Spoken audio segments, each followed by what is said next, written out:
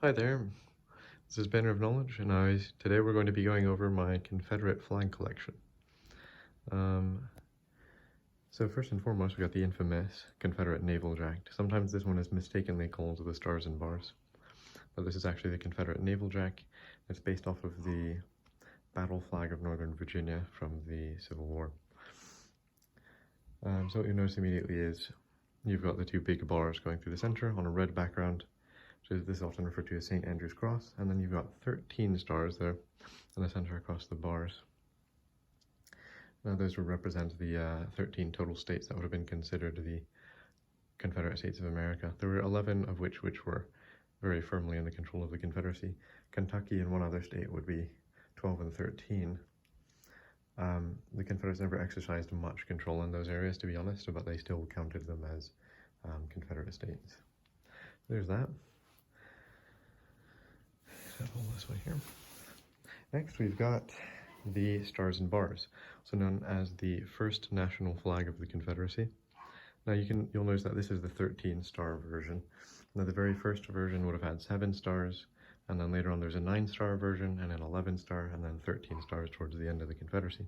But this was the very first national flag of the Confederate States of America, used from about 1861 till about 1863, until they moved on to the second national Confederate flag, which actually just arrived in the mail here, so this would complete my historical Confederate States of national Confederate flags collection, essentially.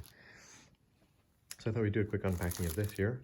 I buy them from a store called ConfederateShop.com. They're based in Virginia, and it's a small family-run business, and they're great. It's a great website to order historical flags from, especially they specialize in the Confederacy, obviously, but if you want to buy things for a historical flag collection or just fun Southern and even just American things in general, it's a great shop. I highly recommend it.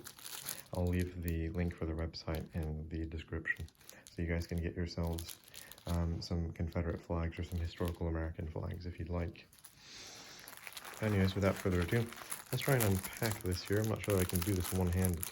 The tape is a little strong here. There we go, we got that. What's nice is they always include a little bit of reading material, often presenting a Southern perspective of the Civil War as well, or simply defending the use of Confederate symbols. Whether you agree or disagree with that, either way, great place to get historical flags for your historical flag collection. So here we go. I'm going to try and open it up like that if I can. See if we can get it spread out here on top of the Stars and Bars. This is a little messy here, I apologize. Okay, so we got this. So as we continue on with the evolution of the Confederate national flag here in the collection, the reason why the Stars and Bars was discontinued in 1863 was because when the Stars and Bars, this is the 7-star version up there, when it was hanging limp from a distance in a battlefield, you've got loud noises and smoke, and it's hard to tell the difference between the Stars and Bars and the Stars and Stripes sometimes on a battlefield when it's far away from a distance and the flag is not flying in the wind. When it's flying in the wind opened up, you could tell, okay, Stars and Bars. But when that flag, it wouldn't have been this one, it actually would have been the 34 star here. That's what the Union used in the Civil War. When you see that flag and that flag from a very long distance and they're hanging limp, you're going to see a couple stars, you're going to see some red and white, but you're not going to be able to tell, are those Confederates or Union? And that poses a problem when you're on a battlefield because you might accidentally shoot your friends. So the Confederacy in 1863 went for what's called the stainless banner. This is the second national flag of the Confederacy adopted in 1863. I think it's a really quite nice design. It's pretty simple, right? You just got this nice white background, and then this is the battle flag, or in the canton, this would be the battle flag of Northern Virginia. The Naval Jack, the very first flag we looked at, the Naval Jack is based off of this. So there. I'm going to go ahead and pull these out of the way here just for a second. And then we've got the third flag of the Confederacy.